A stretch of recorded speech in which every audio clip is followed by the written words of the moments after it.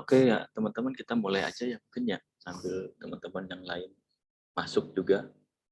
Baik teman-teman, ini yang udah ikut kuliah offline-nya ada 4 orang. Nah teman-teman yang belum bisa offline, silakan ikut di hybrid ya.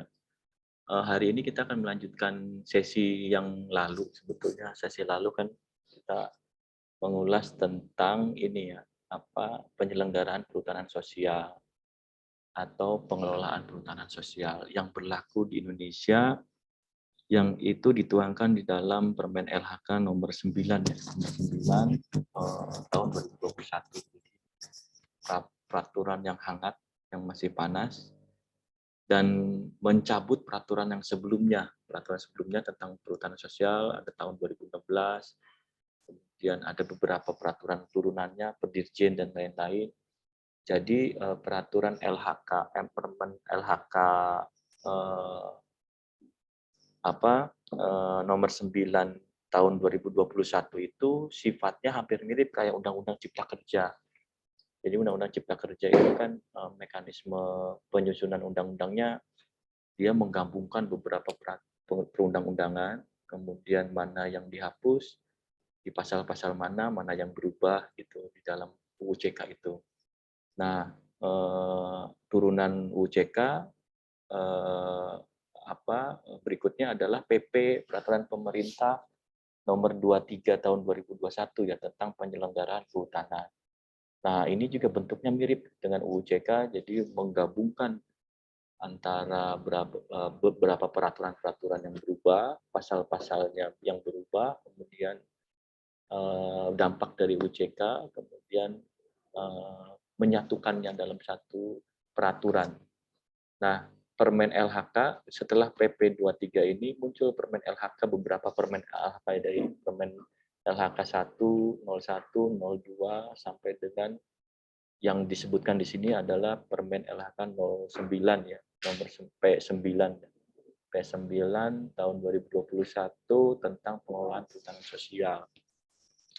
Nah, ini menggabungkan dari beberapa peraturan, termasuk peraturan yang kaitannya yang diterbitkan oleh Dirjen. Dirjen banyak kan peraturan yang teknis level tingkatnya Dirjen, seperti panduan menyusun proposal, panduan penyusunan rencana pengelolaan perhutanan sosial dan lain-lain ya. Dan ini sudah ada di sini semua. Jadi Anda kalau pengen hatam tentang perhutanan sosial, Anda simak betul ini peraturan P9 ini dari awal sampai akhir. Nah, ini Anda akan paham betul bagaimana perhutanan sosial. Gitu. Nah, hari ini kita akan menyimak tentang proses-proses perizinan, proses-proses perizinan, mekanisme perhutanan sosial. Kemarin kan kita udah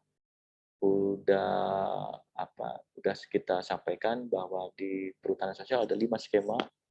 Pertama, skema hutan desa, skema hutan kemasyarakatan, skema hutan adat, skema hutan kemitraan hutanan, ya. Satu lagi skema yang belum, hutan tanaman rakyat. Ya, tiap skema sebetulnya hampir-hampir mirip, tapi dalam proses pengajuannya ada beberapa dokumen yang berbeda satu sama lain. Hutan adat berbeda dengan hutan tanaman rakyat, hutan desa berbeda dengan kemitraan hutanan, karena memang konteksnya berbeda. Konteksnya berbeda, yang mengajukannya kelompoknya berbeda. Ya, hutan desa dengan hutan adat kelompoknya kan berbeda, makanya siapa yang mengajukan, organisasinya, kelembagaannya akhirnya berbeda semua. Yang di sini gimana? Jelas ya, yang offline. Oke ya, nanti sebetulnya enak ya kalau offline, sesekali di offline itu, karena kalau tatap muka tuh tanya jawab juga nggak kaku kali ya. Mungkin Anda lebih enak untuk bertanya di tatap muka. Kalau di online tuh karena kamu mendengarkannya sambil main pingpong, sambil ngopi, jadi kan kadang nggak konsen gitu. Akhirnya tanya jawabnya juga nggak lancar. Baik ya teman-teman yang di offline juga Silakan lihat di handphone masing-masing atau komputer masing-masing. Nah, ini ya sudah nampak ya. Sudah, Pak. Ya, oke. Teman-teman, pasca UUCK perizinan itu ada istilah baru. Ya, namanya bukan izin lagi. Namanya itu persetujuan, istilahnya persetujuan. Persetujuan biasanya kalau di usaha namanya persetujuan berusaha, PB.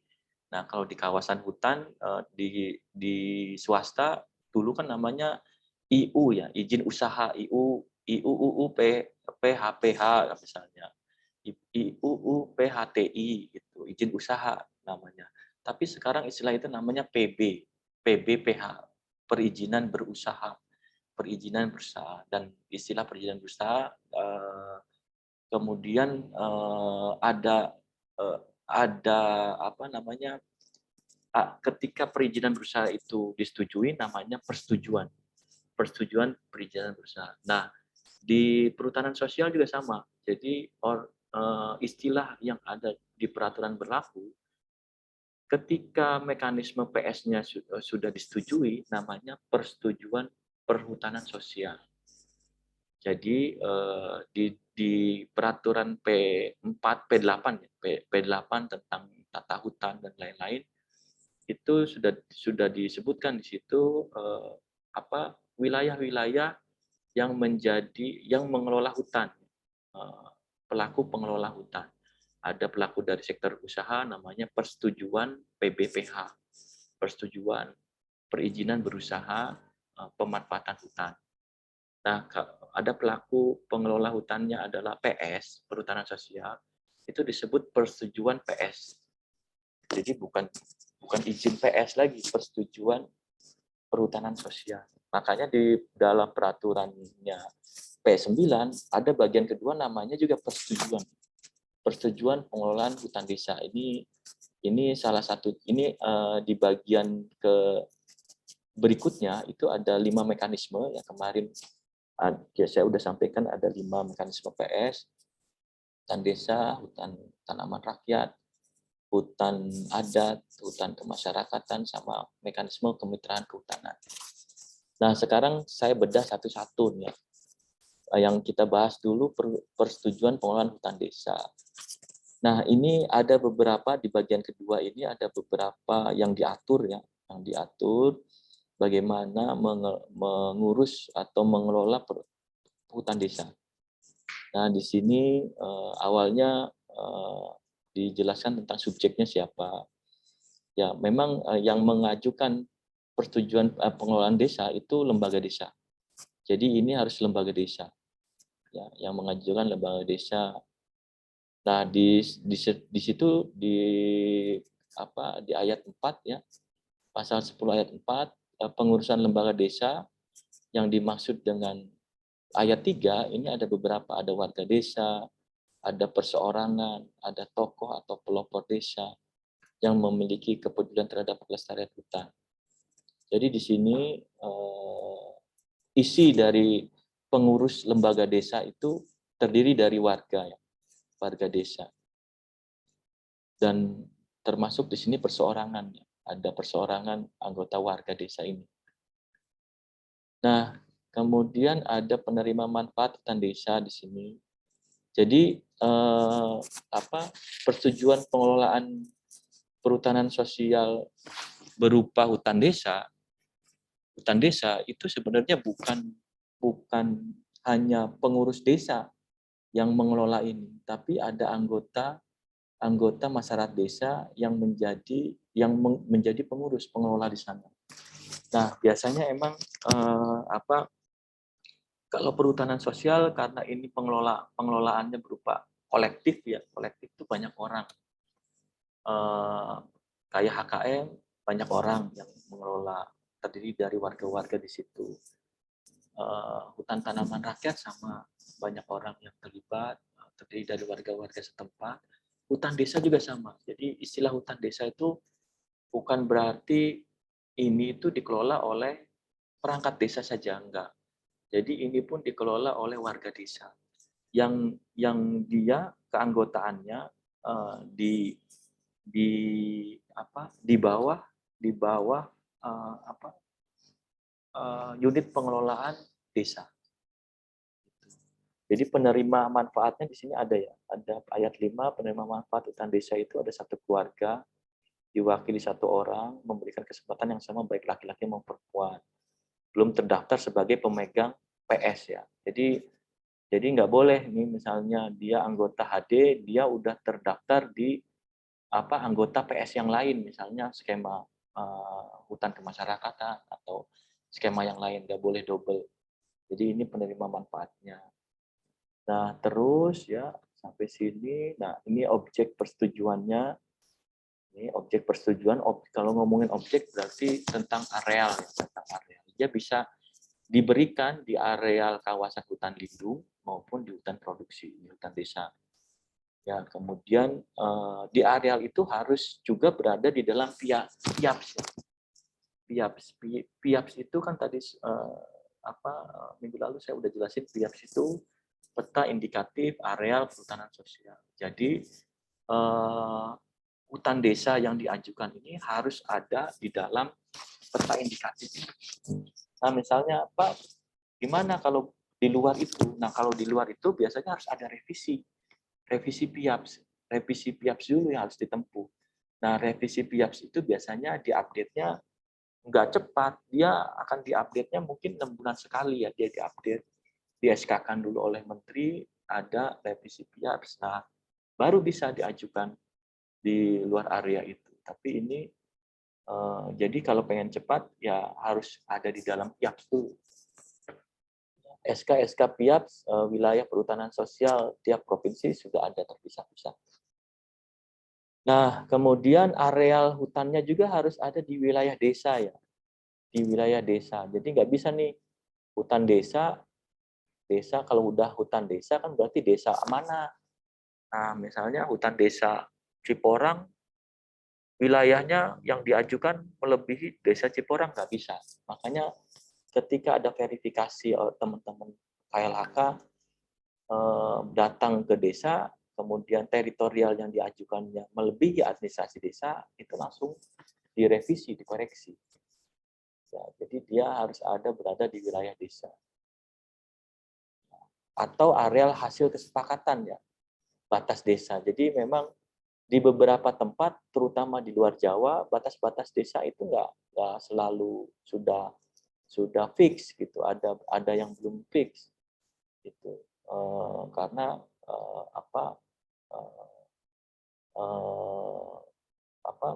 badan yang menangani agraria ini nggak selalu bisa bekerja cepat gitu. Karena ngurusin desanya ratusan ribu desa di Indonesia. Jadi nggak bisa cepat. Kalau gitu biasanya sudah ditangani lewat lewat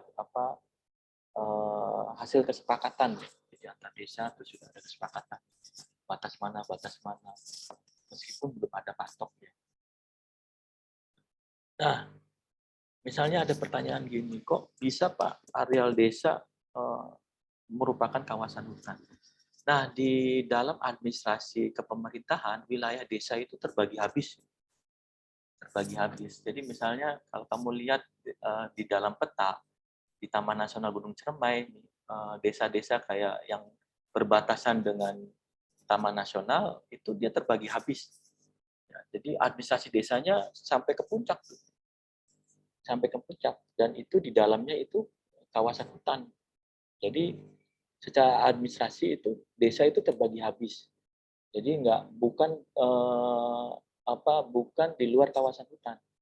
Jadi ketika desa-desa yang berbatasan kawasan hutan dan karena dia terbagi habis, dia masuk dalam wilayah kawasan hutan. Makanya areal ini bisa diajukan sebagai hutan desa. Saya ini ya, kalau misalnya kita lihat peta coba ya, cek untuk membuktikan bahwa benar enggak peta desa itu terbagi habis. Peta Kuningan dulu deh, Kuningan.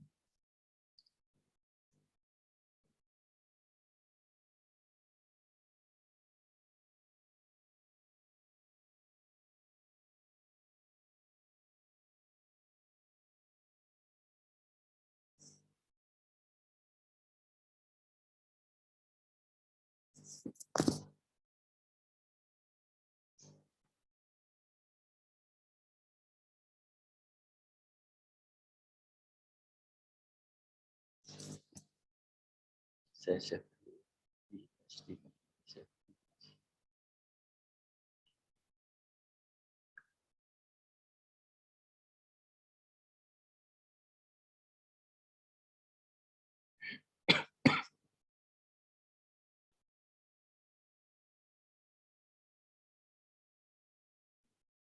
Stop share dulu ya, coba.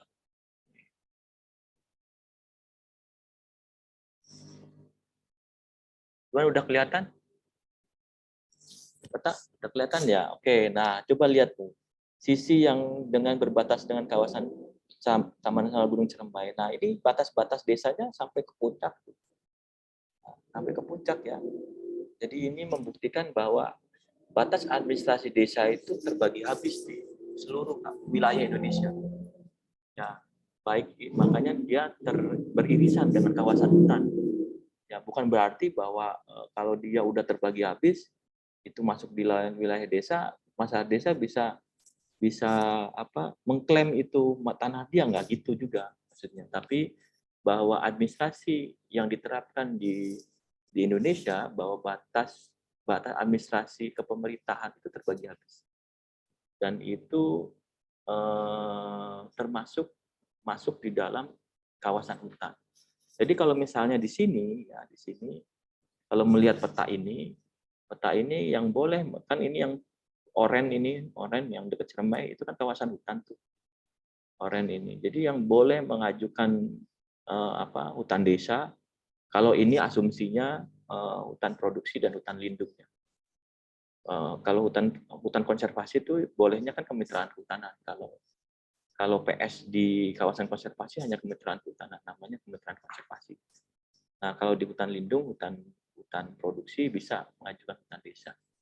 Nah, kalau konteksnya ini seperti ini, yang boleh itu Pasawahan, Mati Rancan, Cilimus, Jalaksana, Cigugur, Dharma. Ya. Selain dari itu nggak bisa, karena dia administrasi pemerintahannya nggak di kawasan hutan. Ya, gitu ya. Jadi ini contoh aja bahwa karena di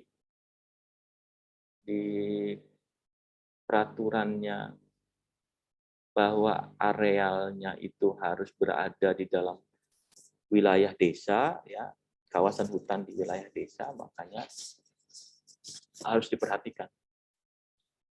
Nah, dan berada dalam satu bentangan alam. Jadi mengajukan kawasan hutan desa tuh nggak boleh terpisah-pisah. Misalnya saya ngajuinnya wilayah A dan wilayah B, wilayahnya tuh terpisah, nggak bisa itu.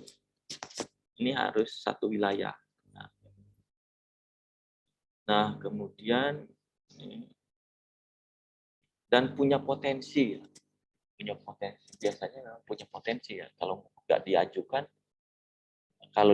biasanya punya potensi. Kalau nggak punya potensi nggak bisa. Punya potensi itu bisa ada hasil kayu, non kayu, ada potensi jasa lingkungan. Nah, kemudian ini juga ada beberapa syarat ya, perorangan yang bertempat tinggal di dalam atau di sekitar kawasan hutan. Ya, harus ada kartu tanda penduduk, ada surat keterangan tempat tinggal. Nah, kalau situasi di lapangan itu umumnya yang diprioritaskan perhutanan sosial itu orang-orang yang memang sudah melakukan aktivitas di kawasan hutan. Makanya tidak lagi pendekatannya represif untuk diusir. Jadi ini sejak Undang-Undang Nomor 4199, mekanisme perhutanan sosial sudah memberikan ruang untuk orang-orang yang sudah terlanjur menggarap area kebun, area pertanian di kawasan hutan negara. Nah, kita lanjut ke tata cara ya. Di paragraf 3 tata cara. Jadi ini pasal 12 terutama nih. Permohonan persetujuan HD diajukan melalui surat permohonan. Ini yang ditandatangani oleh ketua lembaga desa, diketahui kepala desa. Jadi memang ini ada lembaga desa. Istilahnya LPHD ya, Lembaga Pengelolaan Hutan Desa, LPHD. Jadi nanti pemerintah desa itu membentuk sebuah kelembagaan baru ya, namanya lembaga desa atau lembaga pengelola hutan desa.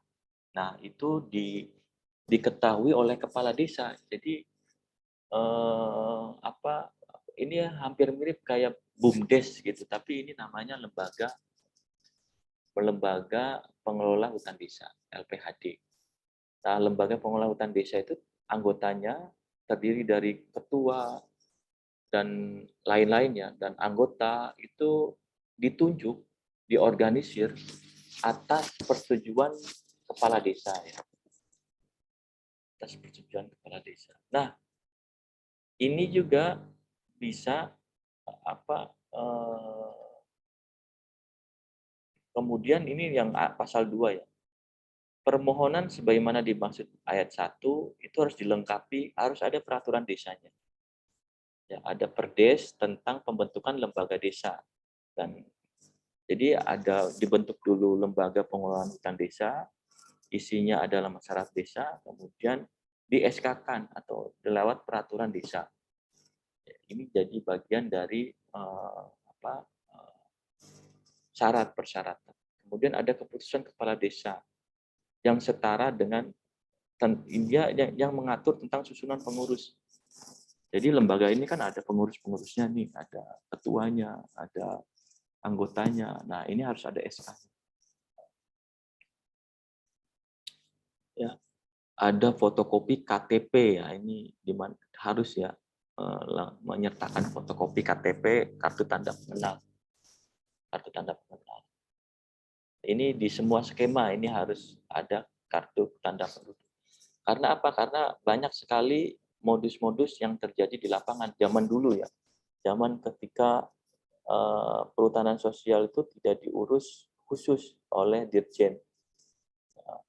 Zaman dulu masih ada modus-modus, jadi seolah-olah ngurus HKM, tapi sebenarnya di balik itu orang-orang swasta yang memiliki wilayah HKM. Nih, kemudian juga memberikan gambaran umum wilayah ya. Jadi selain itu nanti harus mengisi tentang semacam kayak proposal ya, ada mengisi tentang gambaran umumnya. Keadaan fisik desanya gimana, sosial di desa itu gimana, potensinya apa aja kan. Terus kalau misalnya ada ekosistem gambut, harus ada informasi usaha yang akan dimanfaatkan yang tidak bertentangan dengan kelestarian ekosistem gambut. Nah, kemudian ada fakta integritas, ada peta, termasuk si PS ini, si usulan PS ini harus mengajukan peta usulan area yang itu dibuat skalanya paling kecil 1:50.000. Jadi cukup kecil ya, cukup detail. Dan dicetak maupun save file-nya harus ada. Makanya biasanya PS ini kan harus membuat peta semua. Dan kelompok-kelompok masyarakat kan awam tentang ini, dan oleh karenanya akan didampingi oleh kelompok kerja PS ya, di tiap provinsi. Nah, di tiap provinsi ada Pokja PS namanya, kelompok kerja PS, isinya adalah akademisi, terus NGO, terus masyarakat lainnya. Dia akan membantu mendampingi proses-proses usulan. Dan tentu termasuk ketika masyarakat desanya nggak bisa bikin peta, Pokja ini yang akan menanganinya. Nah, ini ya, kemudian beberapa pasal berikutnya tertempang jelas di situ ya. Ini harus permohonan persetujuannya harus disampaikan juga kepada menteri dan ditembuskan kepada gubernur, bupati, kepada KPH ya, kepala UPT ini. Kepala UPT ini bukan KPH, kepala UPT ini unit UPT yang dimiliki oleh kementerian. Jadi kementerian itu kan ada dirjen di tingkat pusat, ada Direktorat Jenderal PSKL, Perhutanan Sosial dan Kemitraan Lingkungan. Nah, di daerah, di tiap provinsi ini ada namanya UPT BPSKL, Balai Perhutanan Sosial dan Kemitraan Lingkungan di tiap provinsi. Nah, makanya harus ditembuskan surat usulan permohonan ini kepada Balai PSKL ini. Nah, kemudian harus ditembuskan juga kepada Kepala KPH. KPH itu kan Kesatuan Pengelola Hutan. Nah, kalau Anda belum paham apa itu KPH, KPH itu di Indonesia itu hutan itu sudah dikelola di satu unit namanya Kesatuan Pengelolaan Hutan. Ya, meskipun di dalamnya ada pengelola unit kecil, yaitu dikelola oleh swasta, dikelola oleh PS misalnya. Tapi di dalam satu kawasan wilayah kawasan hutan yang tersebar di provinsi itu sudah dibagi habis menjadi KPH, Kesatuan Pengelolaan Hutan. Ada beberapa nama ya. Kalau di Jawa, KPH itu dikelola oleh BUMN, yaitu karena ada sejarah zaman Hindia Belanda itu sudah ada dikelola oleh swasta Hindia Belanda dan ada proses nasionalisasi aset sehingga hutan Jawa itu dikelola oleh BUMN karena zaman dulu udah dikelola oleh pihak swasta zaman Belanda.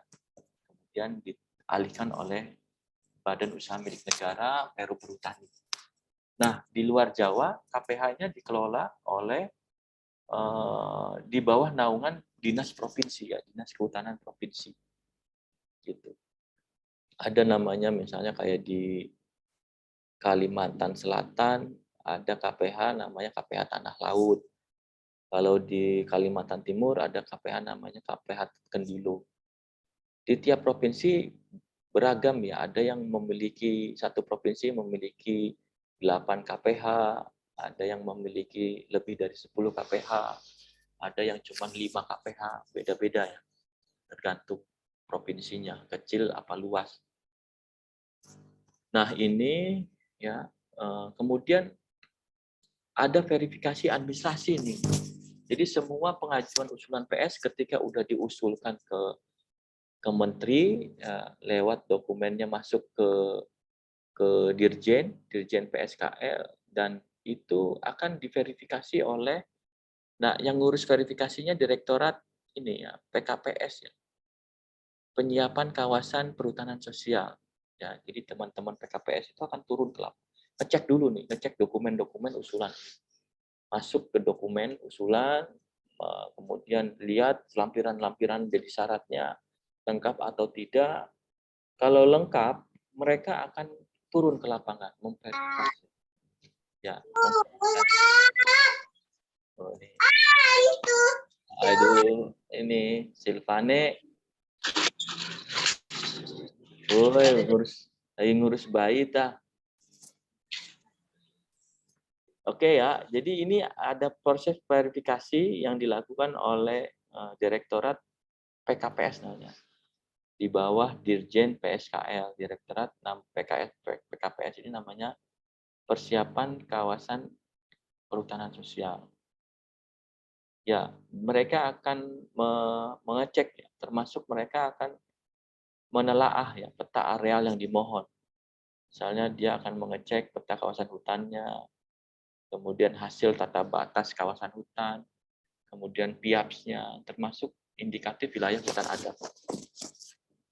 Nah, ini peta-peta ini dicek, ya takutnya ada ini ya tumpang susunnya. Jadi untuk melihat sejauh mana informasi tentang areal ini. Nah, kemudian dalam melaksanakan verifikasi administrasi, Dirjen PSKL menetapkan petugas verifikasi. Jadi nanti ada petugas verifikasi ke lapangan. Sudah ke lapangan, nah Anda bisa baca lampiran 2 ya di P9 ini untuk melakukan bagaimana ngeceknya, checklistnya si petugas verifikasi administrasi. Nah, hasil verifikasi ada 2 output ya. Pertama, ada yang memenuhi syarat, ada yang tidak memenuhi syarat. tidak memenuhi syarat itu biasanya ada yang kurang-kurang. Nah, ketika tidak memenuhi syarat biasanya ya dikembalikan dan dilengkapi. Nah, ini ada proses-proses administrasi ya. Nah, kalau memenuhi syarat bisa dilanjutkan ke verifikasi teknis. Nah, kalau yang tidak memenuhi syarat harus dibalikin, ada perbaikan. Dan jangka waktunya 2 minggu. Ya. Nah, kemudian ada verifikasi teknis. Nah, verifikasi teknis itu ada beberapa ini ya, ada beberapa tim. Biasanya itu dilakukan oleh tim kepala UPT yang bersangkutan. Jadi tiap provinsi kan ada UPT BPSKL. BPSKL yang ngurusin tentang perhutanan sosial. Jadi tim mereka nih yang turun. Tim mereka turun, kemudian termasuk disertai dengan KPH dan anggota PS, anggota Pokja. Nah ini kemudian Dirjen juga menugaskan personil. Nah, apa yang ditelaah oleh tim verifikasi teknis, pertama objeknya nih, wilayahnya benar nggak nih? Ada administrasi, ada lintas administrasi enggak? Ini akan dicek oleh mereka. Termasuk subjek persetujuan. Ini ada telaah peta, pemeriksaan lapangan. Ya. Pemeriksaan lapangan dibantu lewat GPS ya, alat GPS, atau mungkin dia akan membawa drone. Jadi biasanya teman-teman ini sudah dilengkapi ini ya, pesawat nirawak atau tanpa awak.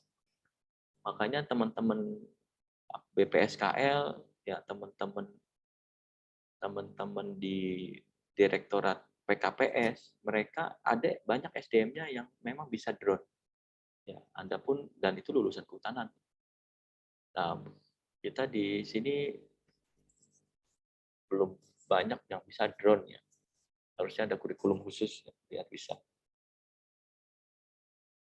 Nah, ini lewat pesawat nirawak ya, kemudian mereka akan mengecek ya, terutama batas-batas areal. Iya, ini ada pemeriksaan lapangan. Silakan yang diperiksa biasanya letak dan batas areal, fungsi kawasan areal, kan.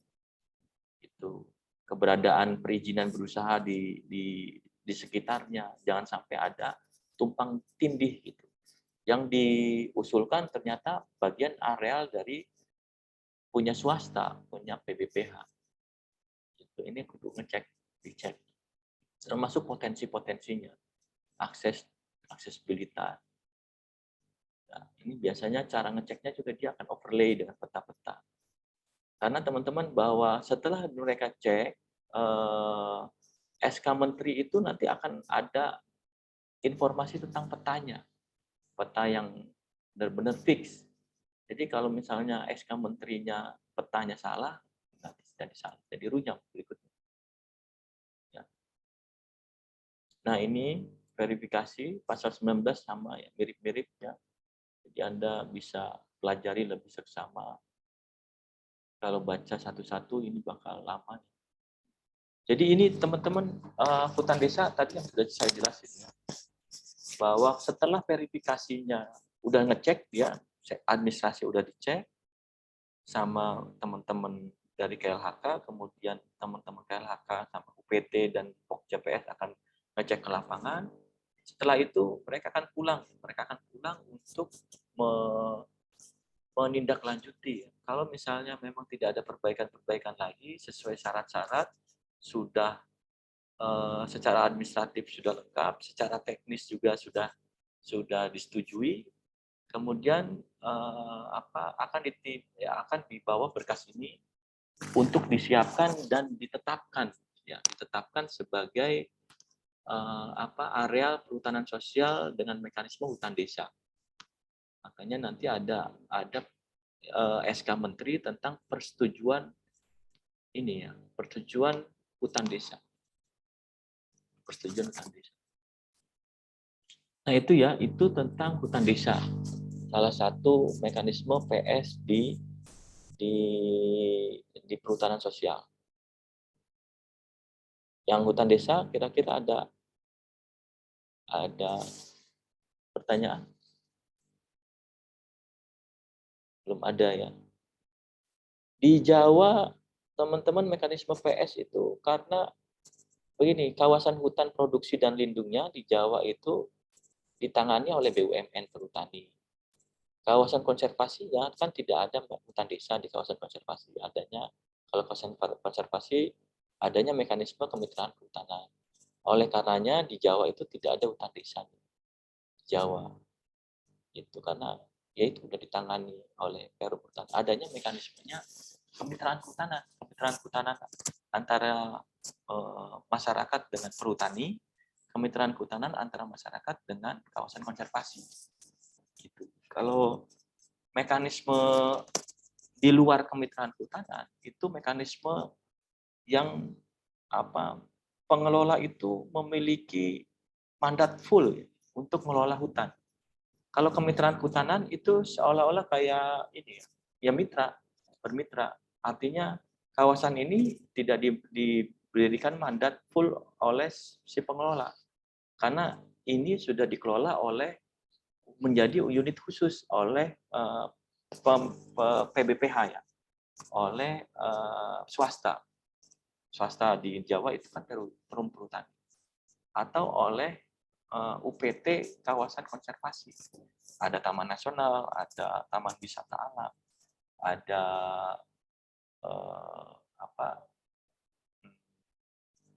cagar alam dan lain-lain.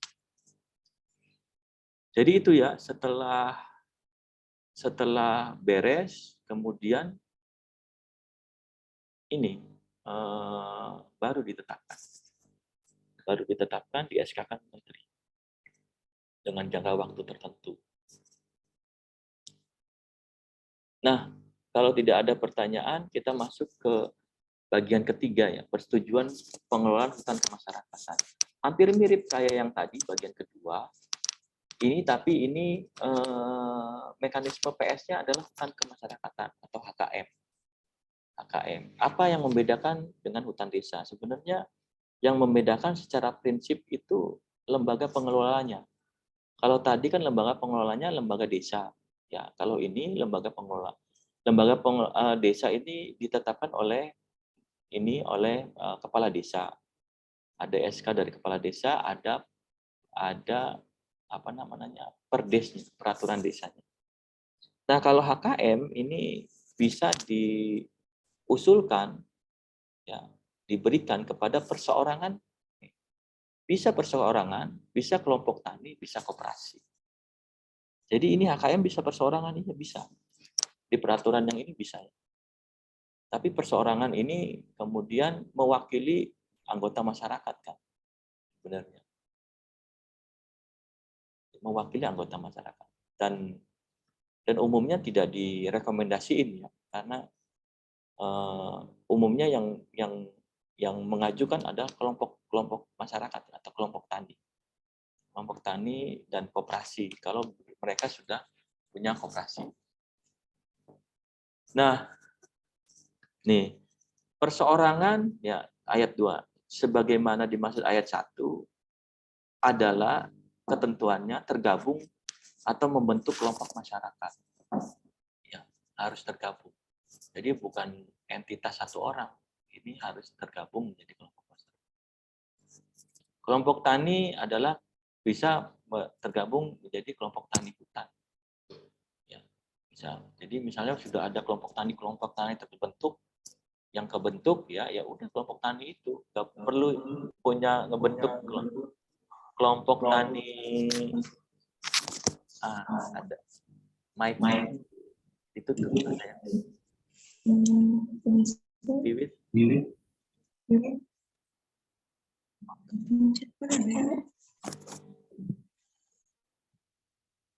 Oke ya.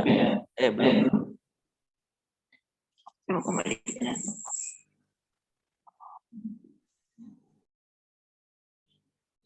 Udah ya.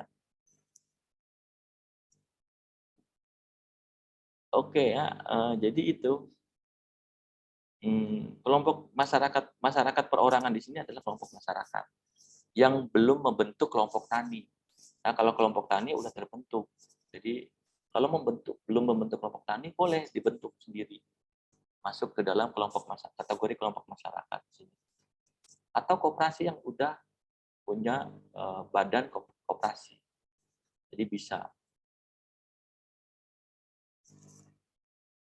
Nah, ini. Kalau misalnya anggotanya lebih dari 300 orang, itu harus gabungan kelompok tani. Iya, jadi di sini dibatasin. Dan memang kalau kelompok tani umumnya hanya jumlah kecil umumnya. Tapi di beberapa tempat sebenarnya ada juga kelompok tani itu banyak nih, jumlah anggotanya. Nah, kalau udah banyak begini, dia harus membentuk gabungan kelompok tani hutan. Ini ya, ini Anda bisa pelajari lebih dalam gitu. Nah, objek persetujuannya hampir mirip ya. Jadi itu di pengusulnya itu di areal kawasan hutan lindung dan produksi. Kalau di konservasi nggak bisa ya. Mekanismenya hanya ada kemitraan kehutanan atau kemitraan konservasi. Kalau di areal PS yang banyak itu hanya di lindung dan produksi. Nah, sama seperti hutan desa, dia harus ada di dalam areal PIAPS. Ya, itu di dalam areal PIAPS. Nah, mirip ya, syarat-syaratnya juga hampir sama. Syarat-syaratnya. Tata cara permohonan, nih, karena dia itu bukan hutan desa, jadi yang mengajukan permohonan itu kelompok masyarakat atau kelompok tani atau pengurus koperasi kalau itu bentuknya koperasi, gitu.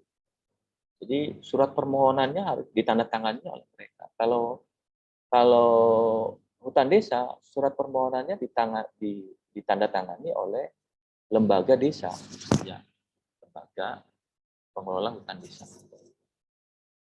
Nah, sama ya dengan hutan desa bahwa mereka juga harus mengumpulkan identitas anggota. Itu saya pikir hampir mirip secara umum hampir mirip sama yang pertama. Kemudian sama juga ini tembusan surat-suratnya, usulannya mirip ya. Dia diajukan ke menteri, tembusannya ke gubernur, bupati, ke UPT, ya kepala UPT dan kepala KPH. Verifikasinya juga mirip ya.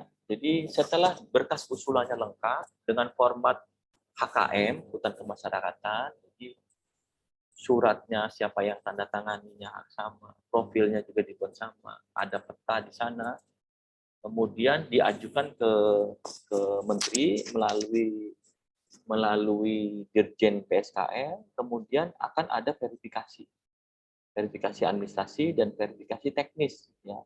Dicek oleh tim dari Direktorat PKPS, kemudian kalau oke, dia akan turun ke lapangan ya, untuk verifikasi teknis. Ya, sama ini verifikasi teknis. Nah, kalau ada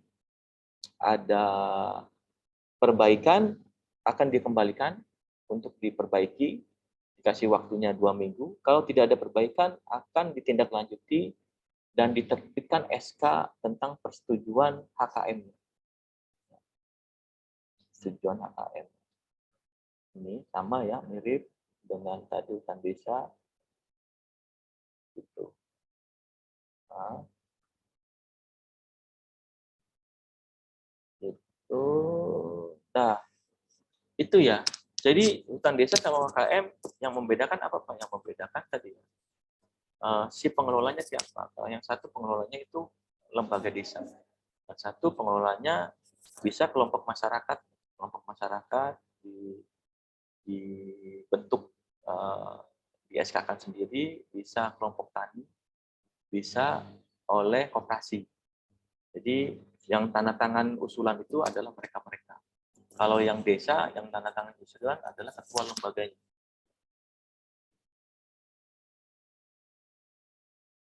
Nah, sebelum ke HTR, eh,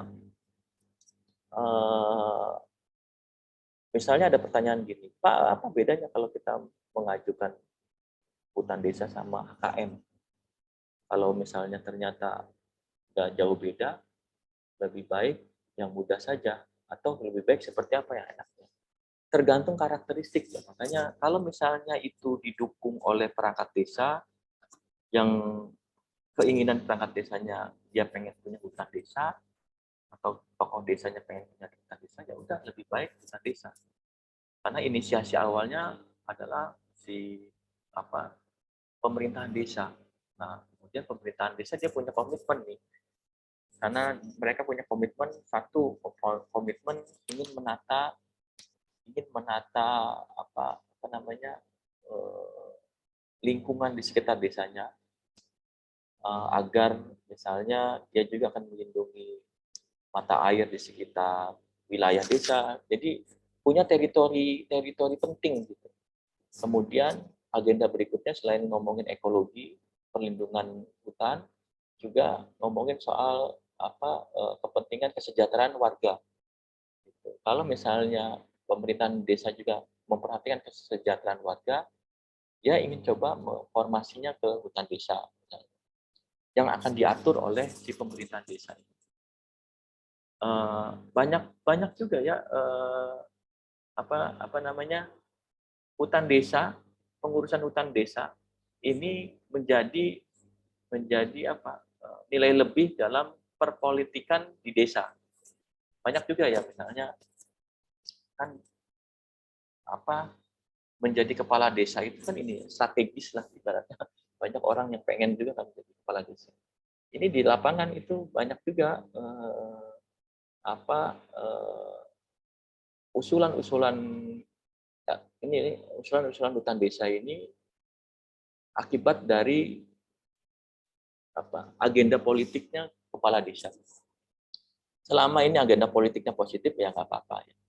Agenda politiknya positif karena ingin punya dukungan, dan kalau udah bisa ngajukan hutan desa dengan mudah ya, warga-warganya seolah-olah dikasih akses lewat kemudahan akses lewat lewat lewat pemerintahan desa, kan seneng ya. Habis itu kan dia ya udah milih saya aja di kepala desa gitu kan, gitu periode kedua gitu milih lagi. Ini banyak juga yang kayak gitu ya, nggak apa-apa. Dan ada juga keuntungannya ya, keuntungannya kenapa diformat menjadi hutan desa. Keuntungannya adalah bisa bersinergi dengan BUMDes ya, badan usaha milik desa. Jadi misalnya hutan desanya dia di sektor hulu, sektor tentang produksi di sektor hulu ya, misalnya dia memproduksi arennya ya, masyarakat anggota-anggota mengelola hutan aren, mengelola hutan HBK kopi dan lain-lain. Nah kemudian di sektor hilir BUMDes ini bisa main ya, untuk ngolah untuk marketing ini bisa, dan atau bisa memiliki dukungan anggaran dari pemerintah desa. Jadi ada manfaatnya ketika mereka diformatkan menjadi hutan desa itu, karena desa memiliki anggaran ya, anggaran kebudayaan desa punya. Nah, dia bisa didukung oleh anggaran kebudayaan dari pemerintah desa. Jadi ada pun, tapi ada minusnya juga, ada minusnya. Minusnya adalah mungkin LPHD ini, lembaga pengelola hutan desa ini, akhirnya tidak independen. Dia juga harus tergantung tergantung pemerintahan desanya. Bisa aja kan ada di balik itu kan ada setoran-setoran yang harus masuk ke pemerintah desa, kita kan nggak tahu. Regulasi mungkin nggak kedetek, tapi di balik itu ekologi politik yang bermain adalah ya harus nyetor ke pemerintah desa sekian dari hasil-hasil ini, bisa jadi kan. Atau ada elit capture ya, elit capture itu bahwa situasi pengelolaan PS-nya itu hanya dikuasai oleh elit-elitnya saja. Elit-elit di sini termasuk oleh pemerintahan desa. Di lapangan itu terjadi, di lapangan terjadi. Oleh karenanya kalau misalnya diawali oleh kelompok masyarakat, ya udah dibentuk KKN. jangan hutan desa. Karena hutan desa nanti kemudian karena pengorganisasian administrasinya harus lewat desa, ini nanti bisa ada bias elite capture ya. Bias elite capture, atau kalau kepala desanya ternyata galak sama uang, ya nanti juga dia bisa menguasai lahan-lahan hutan itu. Gitu. Nah, kalau HKM lebih independen, masyarakatnya lebih independen. Lebih independen. Dan dia HKM bisa lintas desa. HKM bisa lintas desa. Tidak hanya ada di satu administrasi desa. Bisa dia karena misalnya luas, kelompoknya banyak, dia bisa lintas desa. Karena gabungan dari koperasi. Sampai sini ada pertanyaan?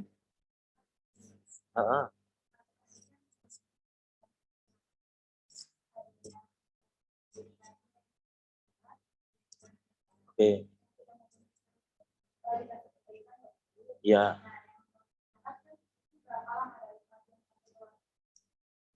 Oke. Pertanyaan bagus ya. Yang memenuhi syarat maksudnya berapa lama?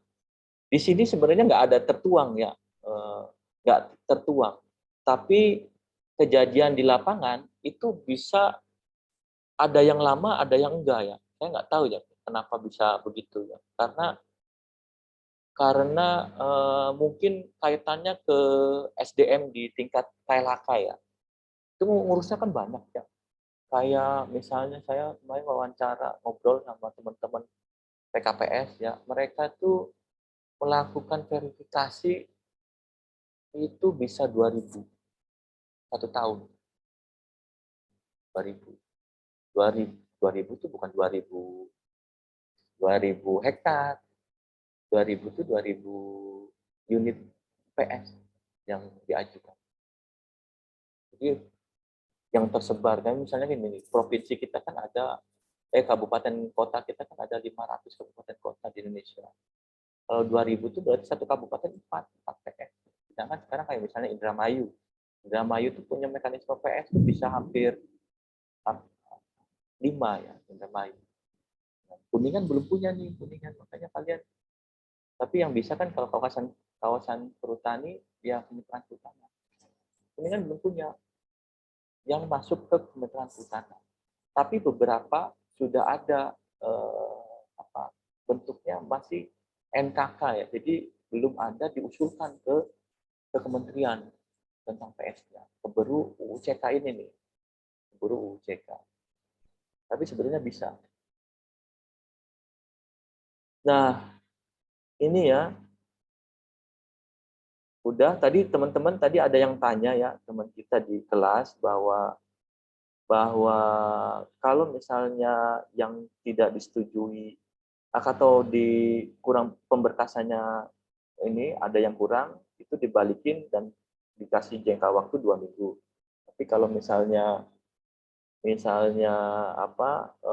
sudah oke verifikasi teknis sama ini, jadinya kapan sampai SK. Jadi ini tidak ada batas, bukan tidak ada batas waktu ya, tidak ditetapkan berapa layanan yang ini. Takutnya mungkin kalau ditetapkan takutnya dia meleset ya, PLK takutnya meleset. Itu harusnya ditetapin aja karena kan mereka punya target 12 juta. Biar dia ngiket gitu. Makanya dia harus punya target gitu. Jadi harus terbit cepat. Tapi ini mungkin belum ditulis di dalam klausul di PP, takutnya ngiket, mereka nggak bisa nyanggupin. Tapi umumnya itu mungkin bisa 2-3 bulan SK itu turun. Karena kan yang tanda tangan itu menteri.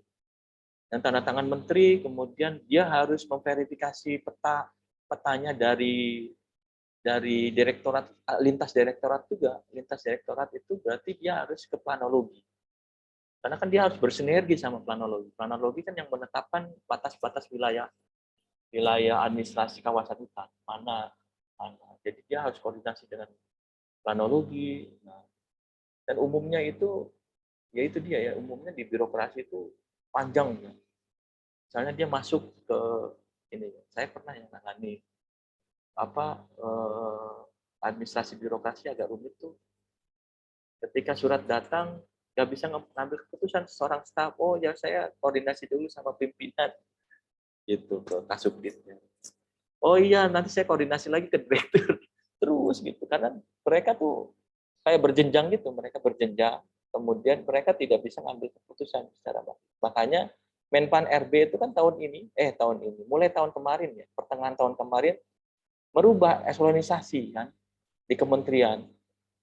Jadi tidak ada lagi eselon 4 ya dan mengurangi eselon 3. Eselon 4 tuh levelnya kepala seksi. Yang ada semuanya adalah apa namanya? Fungsional. Makanya ribut kan di KLHK di tingkat pusat. Di tingkat pusat itu sudah agak kepala seksi jadi fungsional tuh. Banyak kepala seksi jadi fungsional, Kasubdit juga dikurangi. Itu sebenarnya isunya adalah karena birokrasinya lama. Itu ya. Jadi teman-teman bahwa belum ada batas yang jelas tentang pelayanan ini, tapi yang jelas bahwa KLHK punya komitmen untuk mempercepat ya.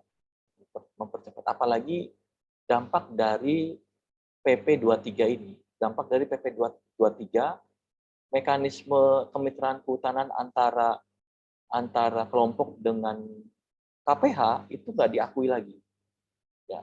Dan itu dominan banget ya, dominan mekanisme kemitraan kehutanan tuh dominan mungkin 70% itu mekanismenya berupa kemitraan kehutanan antara kelompok dengan KPH. Nah, PP 23 itu kan merubah fungsinya KPH yang tadinya KPH itu bisa punya kawasan pelaku bisnis, bisa melakukan bisnis dan bisa bekerja sama dengan anggota masyarakat. Sekarang nggak boleh lagi. Sehingga NKK itu nggak berlaku lagi.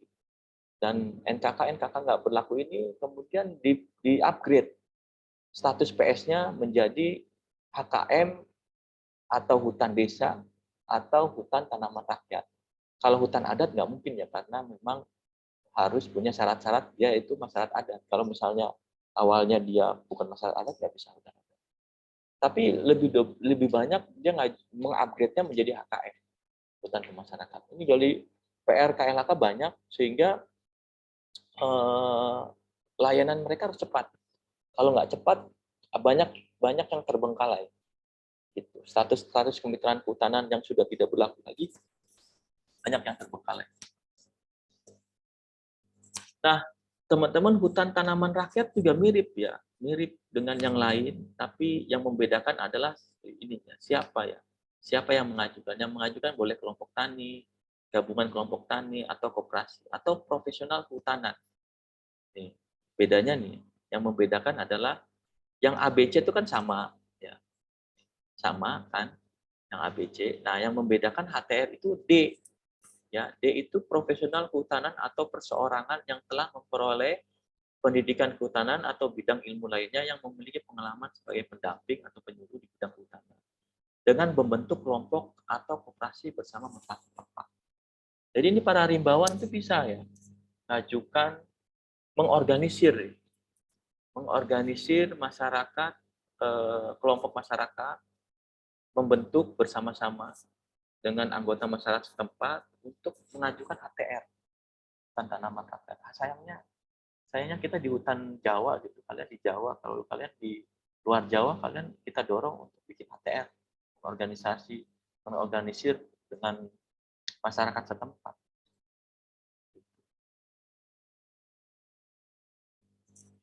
Kalau di Jawa HTR nggak ada, karena ya itu dia udah dikuasai. Tapi kalian bisa sebenarnya ya mengorganisir pola-pola kemitraan kehutanan dengan perhutani, dengan masyarakat. Makanya mudah-mudahan agak kebuka gitu dalam mata kuliah ini bagaimana mengorganisir mekanisme ini ya, atau kalian menjadi pendamping. Minimal kalian jadi pendamping mekanisme PS di kawasan hutan di Jawa. Nah, terus ini sama ya, mirip-mirip lah. Nggak ada yang signifikan bedanya gitu. terus objeknya juga sama. Nah, hanya objek persetujuan pengelolaan HTR ini di pasal 34 ya. Area yang dapat diberikan persetujuan ini yang jelas belum di hutan produksi yang jelas belum dibebani perizinan berusaha ya. Jadi bukan arealnya swasta nih. Nggak boleh nih. Jadi kalau udah arealnya perizinan berusaha nggak bisa ya, atau minimal teritorialnya jangan berbatasan dengan areal swasta. Sama juga dengan HD dan HKM, dia harus ada di areal PIAP ya, di areal PIAP. Nah, ini objek persetujuan yang membedakan antara hutan lindung yang membedakan antara hutan desa sama hutan HKM. HTR ini khususnya ya ditujukan di kawasan hutan produksi karena HTR ini mirip ya, HTR itu mirip dengan HTI, hutan tanaman industri, tapi kalau ini hutan tanaman rakyat. Kalau hutan tanaman industri itu dikelola oleh perusahaan, yang ngajuin oleh perusahaan berupa PPPH, tapi rencana pengelolaannya kaitannya lebih ke hutan produksi. Ya, jadi dia ada perencanaan untuk tanam atau perencanaan untuk pengelolaan hutan produksi kayu. Mainnya di kayu. Hutan rakyat ini, hutan tanaman rakyat ini mainnya di kayu. Jadi dia nggak boleh dimainkan di hutan lindung. Nah, jadi di sini areal objek persetujuannya khusus di hutan produksi. Nggak boleh di kawasan hutan lindung. Nah, yang diutamakan pada hutan produksi yang tidak produktif, ya. Tidak produktif. Biasanya kan di lapangan, ya, di luar Jawa, areal kan udah dimanfaatkan. Zaman dulu salah urus ya, banyak yang punya izin HPH, hak pengusahaan hutan, itu orang-orang elit dan dia menjual izin itu kepada orang lain.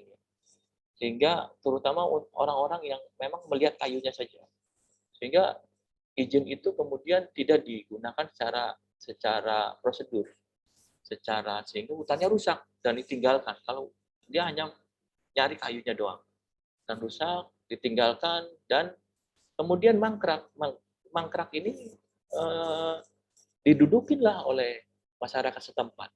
Ya, saya pernah beberapa kasus-kasus kayak gini, banyak kejadiannya di Jawa. Di luar Jawa, saya pernah ke Riau juga begitu, gitu. Sehingga terjadi kebakaran hutan dan lain-lain akibat nggak ada yang mengelola. Nah, areal-areal yang kemudian ditinggalkan oleh pemilik izinnya ini bisa diurus menjadi PS, menjadi HTR, ya, hutan tanaman rakyat. Hutan tanaman rakyat. Dan berinvestasi untuk mengelola hutan tanaman industri, tapi oleh rakyat. Nah, teman-teman, HTR ini biasanya investasinya besar ya, karena kan produknya kayu dan dia harus menginvestasikan. Dan umumnya makanya warga setempat tuh nggak mungkin bisa memiliki modal yang besar. Ya, dia harus ada kepastian uang untuk menanam ya. Investasinya kan besar menanam itu. Kemudian dia juga harus punya kepastian tentang pasarnya, pasar kayu. Makanya HTR ini biasanya gabungan antara joint venture lah ibaratnya kalau kata-kata modernnya. Ada investornya juga, kemudian ada ya tadi ya profesional rimbawan tadi kan kemudian dia yang punya planning bagaimana, dia yang menghitung tentang kelayakan usahanya benar bisa enggak kalau misalnya ini dijadikan HTR. Kemudian dia ngajak orang-orang masyarakat setempat itu untuk terlibat gitu. Makanya nanti di dalam HTR ini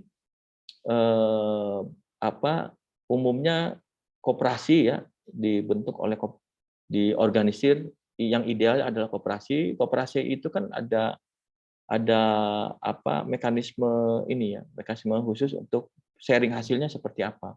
Pemodal masuk di situ, bagian dari anggota koperasi, keuntungan-keuntungannya kemudian dibagi sesuai dengan modal-modal yang dibawa. Nah, ini formasi koperasi ideal dengan seperti itu. Karena ada modal yang masuk di sana.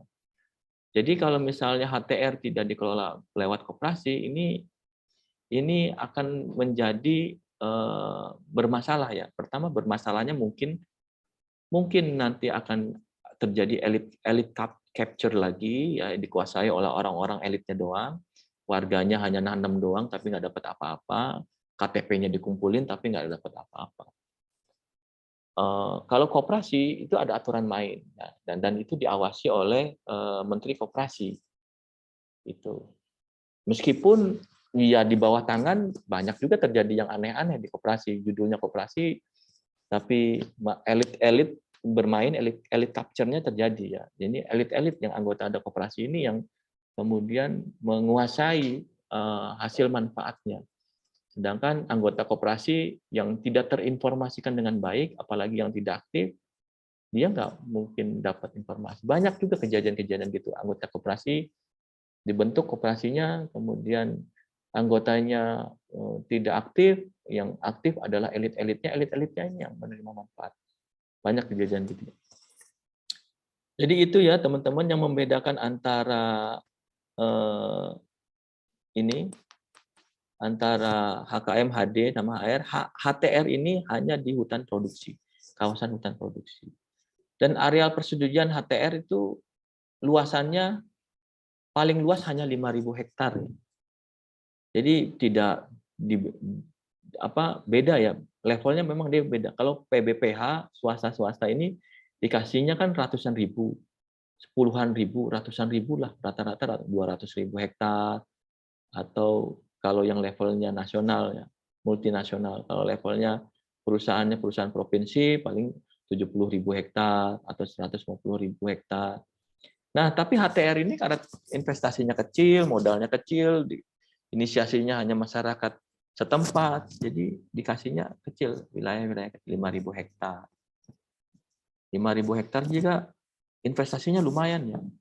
Saya pernah ngitungnya, 1 hektar menginvestasikan tanaman sengon, ya kita nanam sengon 1 hektar selama panen, minimal tuh 30 juta, Anda harus punya uang 30 juta.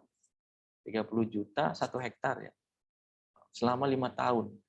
Jadi selama 5 tahun itu pertama memang bibit, terus pembersihan lahan, bibitnya, tenaga kerjanya, ongkos tenaga kerjanya, ada pupuk, ada pemeliharaan, itu 30 juta habis tuh sampai panen. 30 juta. Jadi kalau 5.000 hektar kita akan investasi di hutan tanaman rakyat, kaliin aja tuh. Misalnya kita akan nanam, makanya butuh modal. Butuh modal. Walaupun 5.000 hektar, kecil ya 5.000 hektar. Ya butuh modal.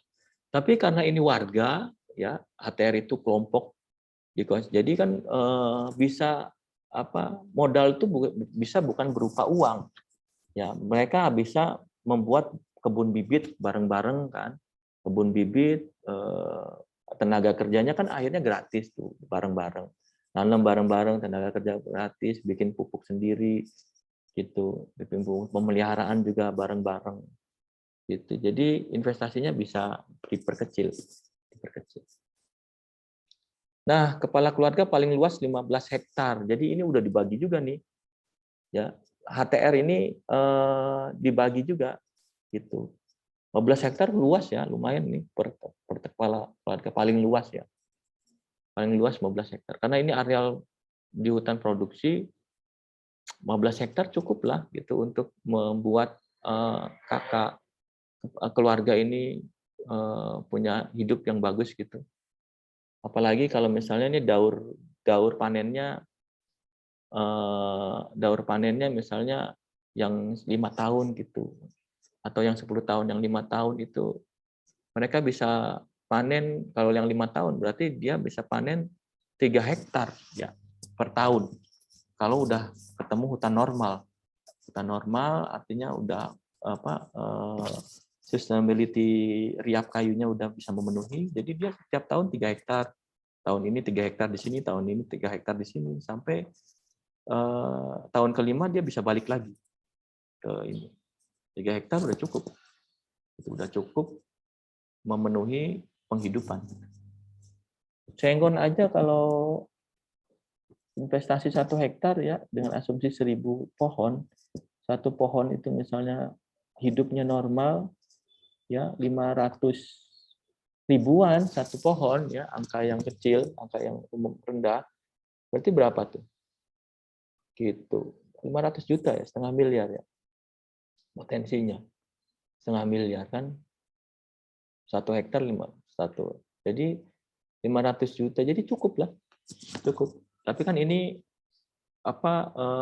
keluarga ya, ini biasanya HTR ini sifat industrinya kan industri UMKM. Jadi UMKM itu biasanya investasinya kecil. Jadi bibitnya juga dia bukan bibit unggul gitu. Jadi biasanya nilai kayunya lebih rendah. Nilai kayunya misalnya cuma 300.000 per pohon. 300.000 ya 300 juta per hektar. Cukup lah 300 juta ya. Hah? Setahun 300 juta, 3 hektar berarti 900 juta setahun. Punya hutan normal ya tertarik juga ya. Enak juga nih, cuma kita hidupnya di Jawa. Sayangnya di Jawa HTR juga perhutani. Kalau di Jawa kita bisa ngembanginnya hutan rakyat. Hutan rakyat. Polanya sewa-sewa tanah. Gimana tuh? Mau? Sewa tanah dulu. Oke. HTR udah ya, sama ya, mirip ya. Sama, ini juga ada verifikasi dan lain-lain. Ya, verifikasi nanti kemudian kalau udah oke, teknisnya udah oke, baru disetujui oleh SK menterinya ada. Gitu. Nah, berikutnya kemitraan kehutanan ya. Kemitraan kehutanan mirip ya. Bedanya apa? Kemitraan kehutanan itu join pengelolaan ya, join manajemen. Join manajemen. Jadi biasanya dia untuk wilayah-wilayah yang ada di kawasan hutan yang sudah dibebani izin swasta, ya didorongnya adalah mekanisme PS-nya adalah kemitraan kehutanan. Jadi dia kerjasama dengan pemilik perusahaannya itu. Nah ini yang mengajukan sebenarnya akhirnya ini ya pemegang perizinan. Nih, pemegang perizinan.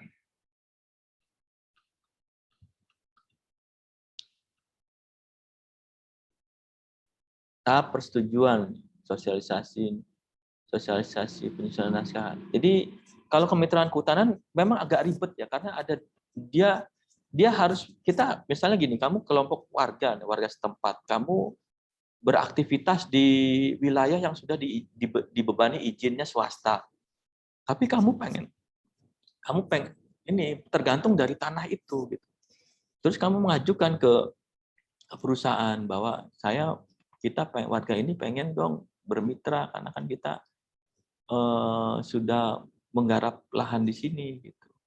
Dan perlu persetujuan dulu gitu. Ibaratnya ya harus ada klop dulu nih sama perusahaan. Makanya si perusahaan ini harus duduk bareng dengan warga dan harus menyusun naskah kesepakatan kerjasama. Ini jadi syarat ya mereka. Jadi memang agak ribet kalau yang kemitraan kehutanan. Jadi harus clear dulu di tingkat ini mitra, 2 mitra ini, kemudian kalau udah oke baru diajukan ke KLHK. Gitu. Dengan syarat-syarat harus udah ada nota kesepakatan kerjasamanya. Kalau dulu di Perhutani ada NKK-nya sudah ada, nota kesepakatan kerjasama. Baru berkas-berkas itu diajukan. Nah ini ya naskah kesepakatan kerjasama juga harus ada, terdiri dari ini identitas, areal, rencana, ada biaya kegiatan. Kemudian sharing hasilnya juga udah harus ditentukan berapa persen. di NKK ini. Gitu. Bisa kayu, bisa non kayu ya yang diinikan. Jadi itu kemitraan kehutanan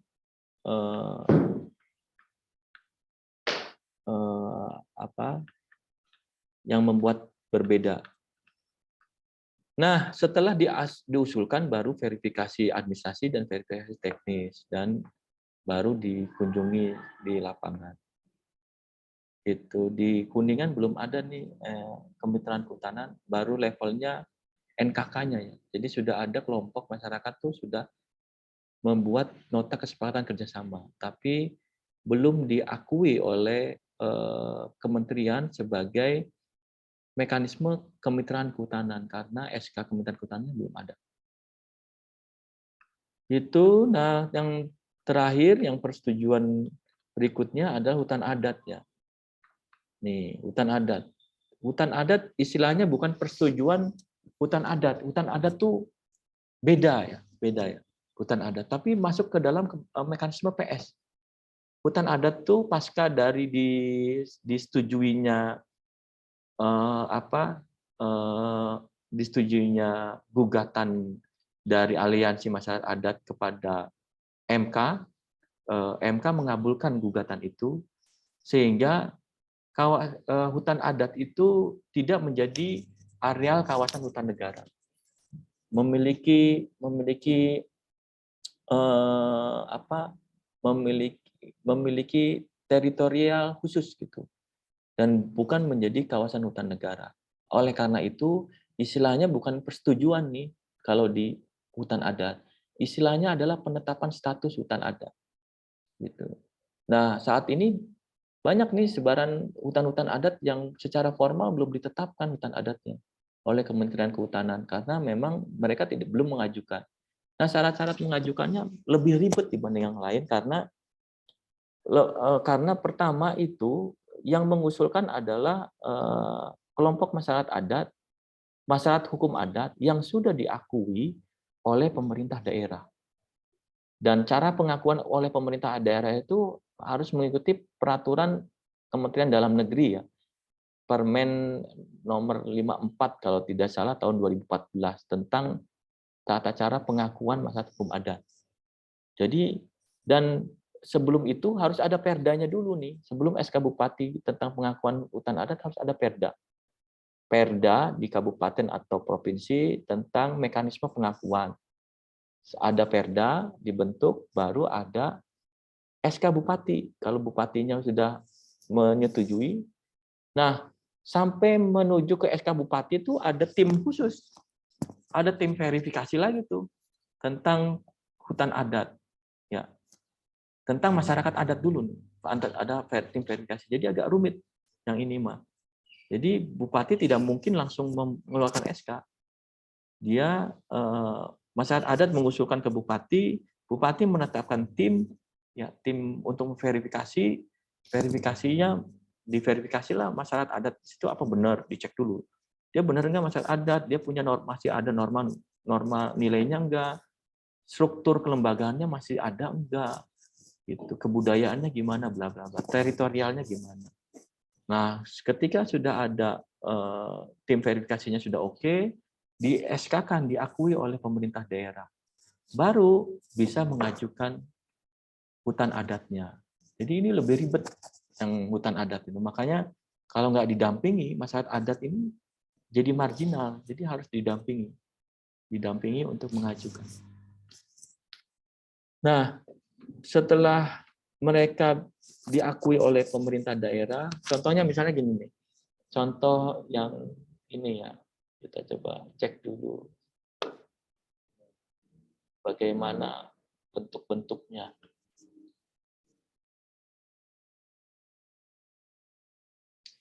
Sebentar ya, ini waktunya udah habis ya, tapi bentar deh saya mau tunjukin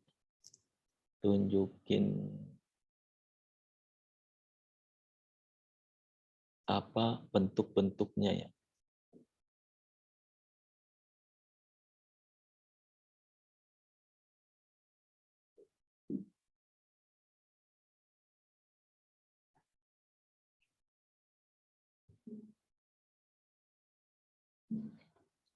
Nah, ini udah kelihatan ya.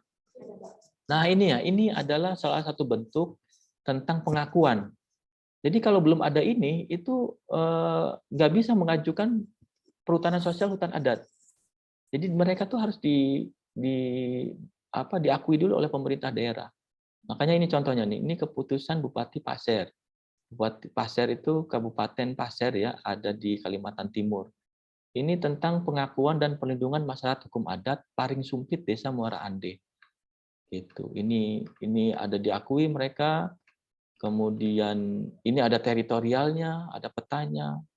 Ya, ya. Ini anggota kepala kampung. Saya udah pernah ke sini nih, ke kelompok ini, masyarakat ini. Kelompok masyarakat ini kita udah pernah bikin FGD bareng tentang pengelolaan hutan adatnya mereka ya.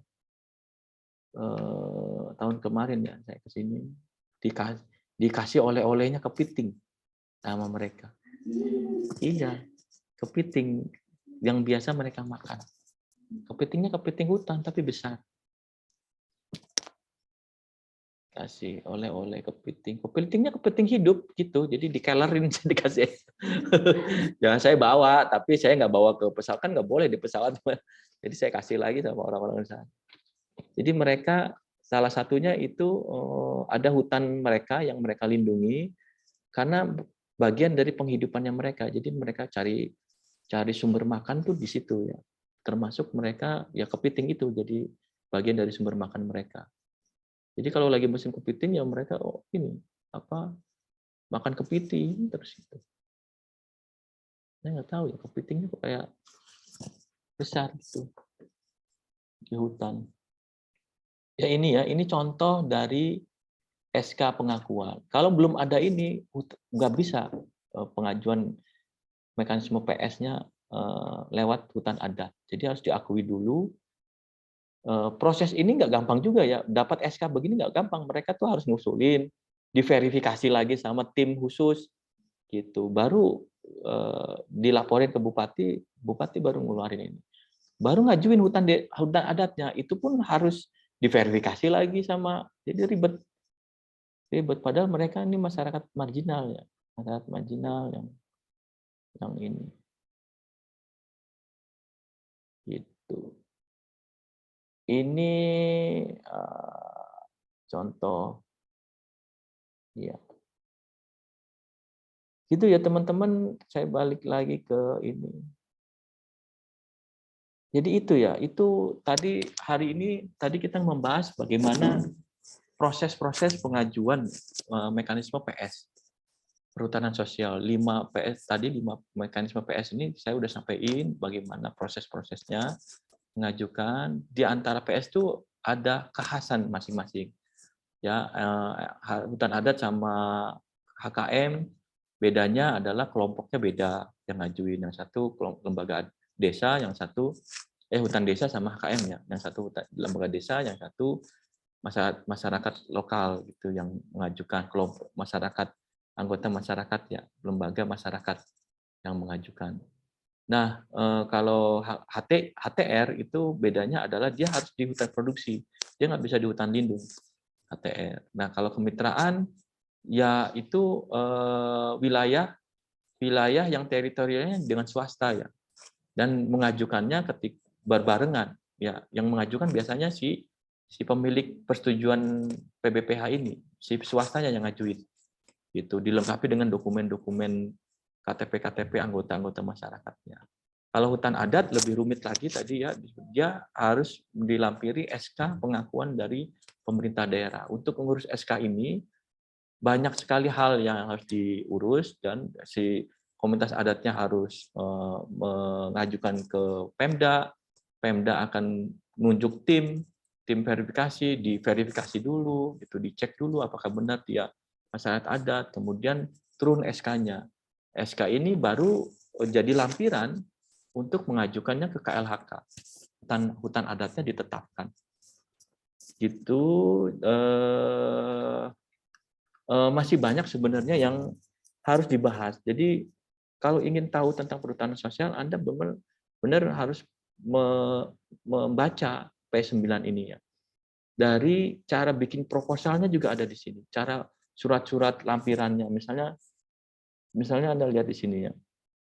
Nah ini lampiran-lampiran ini mekanisme tentang cara-cara untuk mengajukannya. Termasuk membuat proposal ya. Jadi nanti ada sesi kuliah Anda diajari bagaimana menyusun ini ya rencana kelola ya, rencana kelola PS, RKPS namanya. Di sini juga ada sini RKPS. Nah, teman-teman, minggu depan kita akan mulai menghadirkan dosen tamu. Minggu depan saya udah kontak sama rekan teman saya yang saya ceritakan dari Palembang. Jadi nanti yang mengajar minggu depan itu adalah saudari Ibu Trisia Rantipani dari Dinas Kehutanan di Palembang. Itu. Nah, minggu berikutnya lagi, minggu depan tuh dia akan cerita soal situasi perhutanan sosial di sana ya, di provinsi itu. Salah satunya adalah hutan adat ya, mekanisme hutan adat. Nah, minggu berikutnya itu baru kita akan menghadirkan si kelompok hutan adat yang dampingannya Palembang itu. Jadi dia akan kuliah, ngasih kuliahnya bukan ngasih kuliah ya, mungkin dia akan sharing ya. Si kelompok masyarakat adat ini akan sharing bagaimana situasi mereka. Nah, nanti juga kami akan menghadirkan beberapa lagi pegiat ya dari LSM sebagai pendamping. Kita akan mengundang mereka untuk beri kuliah ya dari sisi itu. Mudah-mudahan juga kita akan membuat kuliah umum tentang PS ya, mungkin dari Direktorat bina usahanya, bina usaha perhutanan sosial. Itu jadi ini mulai minggu depan kita akan kuliah tamu ya, mulai dosen tamu. Oke, ada pertanyaan kan sampai sini?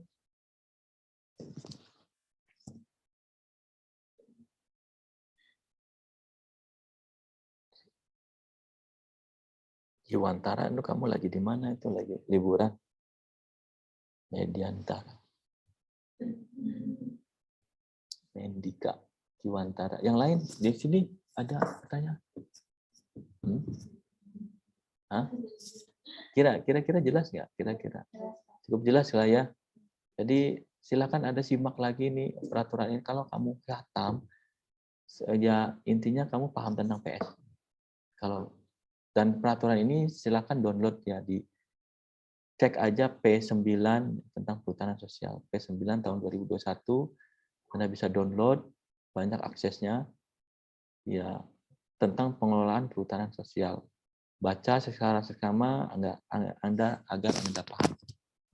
Itu. Nah, berikutnya kan kita akan menyimak lebih dalam tentang pelaksanaan di lapangan gitu. Dari sisi pemerintah daerah, dari sisi kelompok masyarakatnya, dari sisi pendamping. Gitu. Oke, kalau nggak ada pertanyaan, saya akhiri ya sore ini. Mudah-mudahan bermanfaat ya. Selamat berakhir pekan. Assalamualaikum warahmatullahi wabarakatuh.